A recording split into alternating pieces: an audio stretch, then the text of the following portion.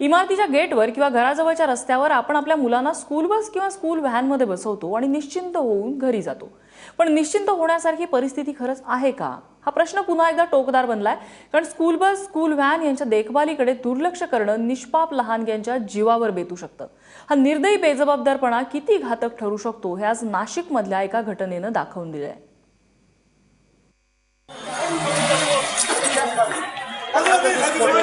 Gas आहे का? Gas आहे का? गॅस आहे, गॅस आहे। गॅसची टाकी काढली। या दृश्यांची व्याप्ती फक्त एका दुर्घटनेपुरती मर्यादित नाहीये, तर या अपघाताची पार्श्वभूमी समजल्यानंतर प्रत्येक पालकाच्या काळजाचा ठोका चुकल्याशिवाय राहणार नाही।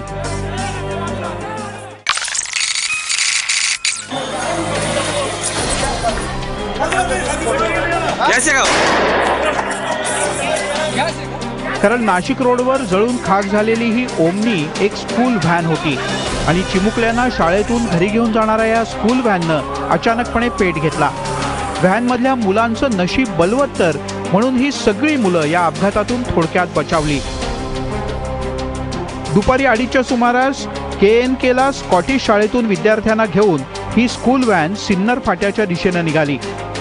शिवाजी पुतळा चौकात वळण घेतल्यानंतर धावत्या स्कूल व्हॅननं अचानकपणे पेट घेतला।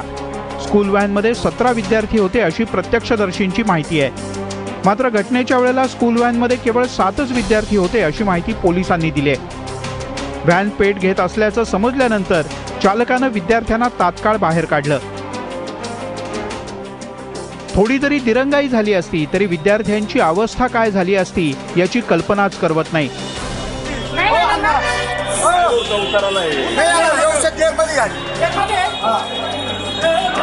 जळालेल्या व्हॅनमध्ये इंधनासाठी LPGचा वापर होत असल्याची माहिती समोर येते।